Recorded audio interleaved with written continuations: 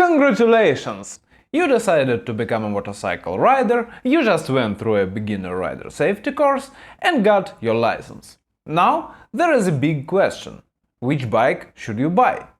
Ideally, it should have easy, manageable power output, yet it should have plenty of power, so you won't become bored with it quickly.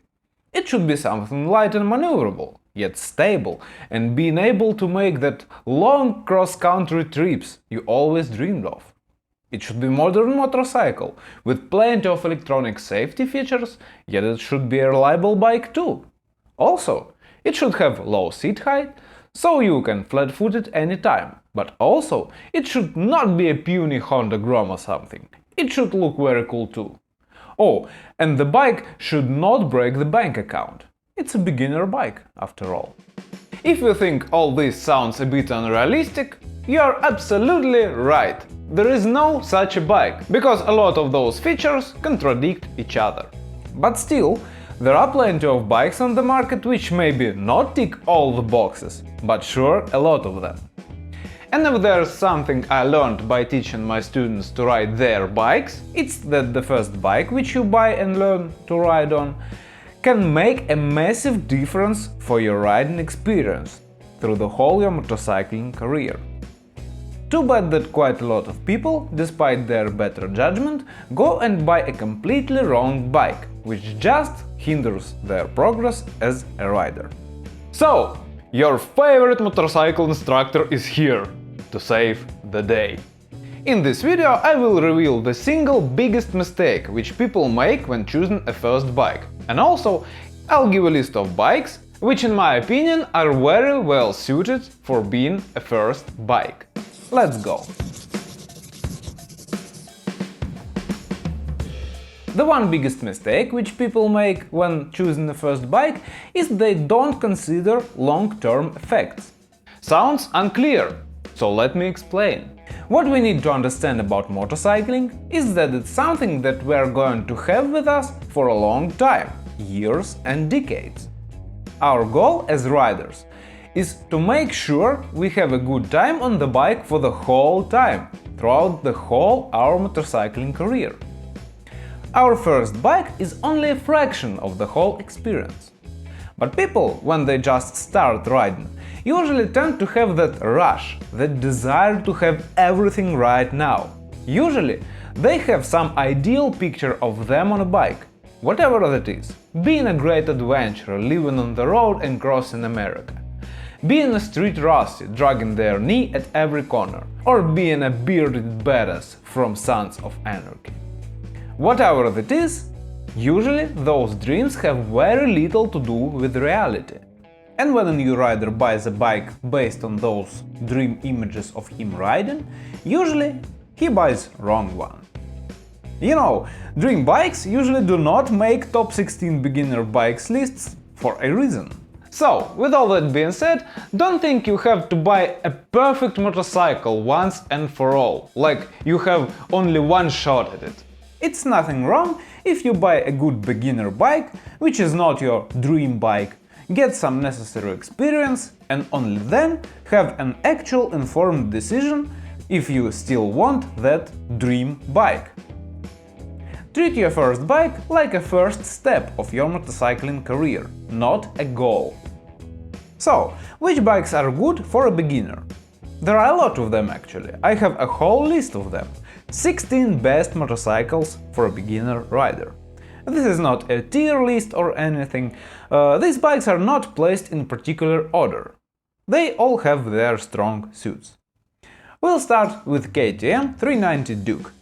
It's a very good option for beginner rider, because this bike offers almost everything the new rider needs.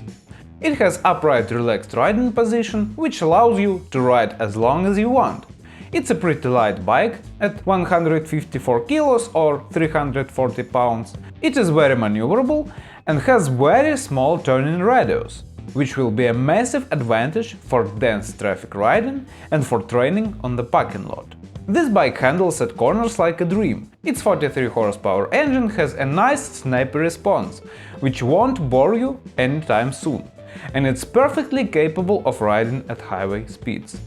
It has ABS system, which will allow you to learn aggressive braking safely. And the main advantage of this bike is that you can learn anything on it. Cornering techniques? Easy. Slow speed riding? No problem. Moto Gymkhana? Here you go. A little bit of stunt riding? Suit yourself. 390 Duke is extremely versatile bike, which lets you to work on any of your riding skills and doesn't restrict you in any way. It's a perfect learning machine. Plus, because of how popular this bike is, it also has a very good resale value.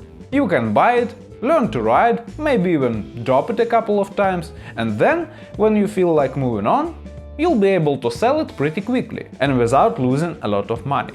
390 Duke has an 830mm or 32.6 inches seat height, which is relatively high for this class of bikes. Completely new riders tend to feel more confident when they are able to flat-foot their bike at the stops, and on Duke it can be a bit problematic for shorter people. I personally teach my students to stop on only one foot, so for them it's not usually a problem, but anyway, the seat height may be something you want to consider. So you've been warned. Moving on to the next bike, KTM RC390. This is a sporty version of the 390 Duke, with sport-style riding position. I usually do not recommend this type of riding position for beginners, because it is not suited for long rides, and it greatly reduces your ability to maneuver the bike at slower speeds, which is a very important step when learning the motorcycle riding. But if you are planning on doing track days and learning high-speed cornering, this riding position may be an advantage. Plus, a lot of new riders just buy a sport bike because they want one, so in this case, an RC390 will be one of the best beginner options. Lightweight, awesome cornering abilities and responsive throttle makes this bike a ton of fun for a relatively small price. Next bike on our list is another version of KTM 390 platform, KTM 390 Adventure. It's a little bit more of off-road oriented bike. It has longer suspension, a little lower gearing for more low-end torque, serrated metal foot pegs, which will not become slippery in the water and mud, handguards, and universal on- and off-road tires. All this allows you to explore not only paved roads, but also ride off-road too. 390 Adventure still has 17-inch cast aluminum alloy wheels, which are not suited for proper off-road beating. On the other hand, on asphalt, 390 Adventure is still an awesome bike. Very good at slow speeds, very good at cornering, though maybe not as good as 390 Duke. And thanks to a bit higher seat, now we have a less bend in the knees compared to the Duke, so the upright riding position becomes even more comfortable for longer rides. Now let's see a couple of 390 Duke siblings, which are even being assembled on the same plant. First of them is Bajaj Dominar 400, a Tranquilo version of 390 Duke. Just like its orange brother, this is an upright riding position motorcycle. It also uses one-cylinder engine, which is less powerful version of the 390 Duke engine, and it uses similar Bibre ABS brakes. Despite having lower seat, Dominar also has a bit lower foot pegs, which gives you more room in the knees, but also restricts cornering abilities a little. The fuel tank form is not as grippy as on Duke, which is again a downside for cornering. Minimal turning radius also is a bit bigger than on a Duke, but still is quite small. The weight of the Bajaj Dominar is also higher, at 187 kg, or 410 pounds. On the whole, when a 390 Duke is mostly a fun bike, 400 Dominar is a calm daily commuter, a bit softer, a bit comfier and a bit less exciting. But this is still a very nice beginner bike, especially when we see the fact that it costs significantly less than a Duke, which is already a very reasonable priced bike. And another 390 Duke brother is Husqvarna 401 Swart Peeling with peeling bikes. These are the premium versions of the 390 Duke. The premium here is mostly in the fancy looks. Swart Peeling looks like modern version of scrambler style bike, with spoke wheels, round headlight and off-road tires. Wheatpilling is a cafe racer imposter, with low handlebars, attack riding position, minimal fairing and again round headlight. Very nice improvements over the 390 are fully adjustable forks and a quick shifter. Otherwise, these Husqvarnas are really just a bit more expensive and fancy looking 390 Dukes. If you dig the looks, it may be an awesome beginner bike for you. Finally, moving away from KTM 390 line, the next very good beginner bike on our list is a BMW G310R. It's a standard upright naked motorcycle with 34 horsepower single-cylinder engine. It has a low seat height, so if you are on the shorter side, it's a plus, because you'll be able to flat-foot the bike. G310R has very predictable and manageable power output. It is still capable of doing highway speeds, but on higher than 110 kilos or 70 miles per hour it starts to noticeably vibrate. Where this bike really shines is on the city streets. It's extremely nimble, it's small, and its maneuverability is near as good as a 50cc scooter. You can easily go through any traffic. The bike feels extremely light, which will greatly benefit you if you are planning to do the slow speed training. Decent brakes with ABS along with the light weight will help you learn aggressive braking faster. And reasonable price tag, popularity and good resale value makes this bike one of the best choices for a beginner. Next motorcycle is BMW G310 GS, which is an adventure version of 310R. Higher seat allows more comfortable riding position for longer rides. Serrated foot pegs don't let your feet slip in the wet conditions. Wheels and tires are still road-oriented, so really it is not a serious dual sport bike, it's more of a road bike with a bit of adventure flavor to it. It still corners very good, have phenomenal maneuverability, lightweight, nice predictable throttle response and adequate brakes, just like the 310R. If you feel like 310R is a bit small for you, 310 GS might be a very nice option. It is a very good beginner motorcycle. But what if you are a cruiser guy? Are there any decent options? Sort of. I personally don't think a cruiser type of bikes are very good beginner bikes, due to their very specific riding position. This leg-forward stance is very good for long rides on very good paved roads. It's really relaxed, your knees are not bent, it's very comfy. You can ride like this for hours. But there are a few downsides as well. First, if you have to ride bumpy roads, your back will not appreciate it. Because of cruiser riding position, you can't really use your legs to support your body, and everything that goes past your suspension goes straight into your back. And the suspension on cruiser bikes usually is not that great. Second, due to low ground clearance, cruiser bikes have very limited lean angle, which will restrict your learning of high-speed cornering techniques. Due to their geometry, cruisers tend to have pretty big turning radiuses, which can be a problem when you are learning slow-speed techniques. And last but not least, again, due to their geometry and low center of mass, cruisers are more prone to high sides, so ABS is a must for a beginner. Because all this, I saw quite a lot of people who had a heavy cruiser as their first bike and become very disappointed with it. So, if you are really into cruisers, it might be a good idea to try if this is your cup of tea, without spending a fortune on Harley right away. And I've got a couple of very nice bikes in my list just for that. Honda Rebel 500.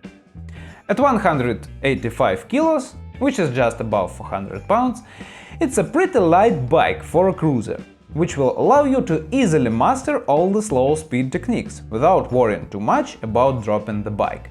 It is also one of the cheapest cruisers on the market with ABS brakes, which will also give you more confidence while learning the riding techniques, and it will pretty much eliminate the possibility of high siding. The 471cc engine outputs 45 horsepower, which despite the relatively high weight is enough, especially considering that it's a cruiser. And cruisers are really not about riding fast anyway. So, all in all, very nice beginner cruiser option for a reasonable price. And second cruiser bike in this list will be a Kawasaki Vulcan S. It's quite a bit heavier than a Rebel, 226 kilos or 400 pounds, but it also has more power, 61 horsepower, which makes this bike easily capable of doing highway speeds. It's ABS equipped, so again, you'll have easier time learning how to brake fast without risking a high side. Also, with this bike, Kawasaki has a cool feature called Ergo Fit, which lets you to choose the foot pegs, seat and the handlebars height to better fit your body dimensions. Otherwise, just like the Rebel, the Vulcan S is pretty maneuverable for a cruiser, will not break the bank and will be a great beginner cruiser motorcycle. Now let's move on to the sport bikes. As I already briefly mentioned, sport bikes are usually not a great choice for beginner rider, and there are a whole bunch of reasons. First is the sporty riding position. Sport bikes have really low clip-ons instead of handlebars to minimize your wind resistance. So you essentially have to lay on the tank. The foot pegs are pretty high to let the bike have a good lean angle, but this also makes your knees really bend. The whole riding position is very uncomfortable and don't let you ride very long. Also, because of low clip-ons, sport bikes have very small turning angle of the front wheel, which results in a huge turning radiuses. Additionally, when you try to ride at full lock, your hands will become stuck between the clip-on and the tank, which makes slow-speed riding extremely difficult. This sporty forward-leaning body position doesn't allow you to turn your head and upper body a lot, which is very important stuff for slow-speed training. And on proper big sport bikes, like R6 or R1, the engines are designed to perform well on high RPM. On the low range, which we usually use in everyday riding, these engines have pretty poor performance and fuel economy, in comparison to more road-oriented engines. Finally, full fairing on sport bikes usually doesn't feel good after you drop your bike, which, as a new rider, you'll probably do a couple of times. All this makes the sport bike style motorcycle very poor choice for a beginner rider. But just like with cruisers, if you are determined to start on a sport bike and decide for yourself if you like it or not, there are a couple of decent options along with the KTM RC390, which we already discussed. Kawasaki Ninja 400. This bike is a good choice for a beginner sport bike rider because it has a more or less comfortable riding position, by sport bike standards. Its handlebars are not extremely low and the foot pegs are not extremely high, so the Ninja has somewhat comfortable position, again by sport bike standards. It's pretty lightweight and has pretty potent motor for its class. The power delivery is predictable and manageable, and the engine is smoother and vibrates less than the thumper on the RC390. So, if you want to try sport bike style, Ninja 400 may be the best choice, being sort of the moderate choice. Next one on the list is Yamaha R3. R3 maybe is the best sport bike in its class. It has awesome cornering abilities, the engine is surprisingly powerful for its size, and because of the low weight, the bike is very dynamic. It's an awesome learning platform for a beginner sport bike rider. If you want to try yourself on track, R3 is just an incredible motorcycle, and its popularity is very well earned.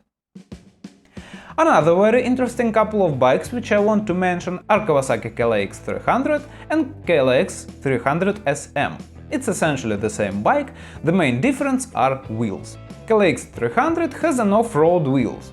KLX300 SM has 17-inch wheels with road tires, which makes it a supermoto style bike.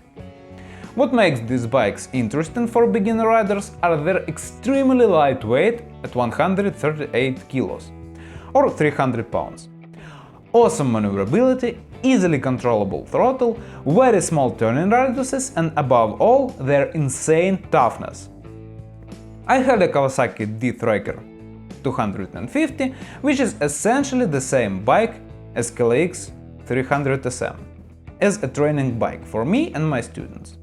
It went through everything. It have been dropped dozens of times, it slided, it jumped, it did wheelies and stoppies. I taught people to make clutchless shifting and slow speed riding with dragging the clutch. It went through everything and never let me down once. So it can be an awesome bike for training as your first bike, or if you just need a second bike for training. As your one and only motorcycle, it's debatable since it has no ABS and it is not very capable of highway speeds. Otherwise, awesome motorcycles, pick yours. If you want to ride mostly on pavement, get SM version. If you also want to ride trails, get the off-road version. At the end, I want to mention 3 more bikes, which are more heavy and powerful options.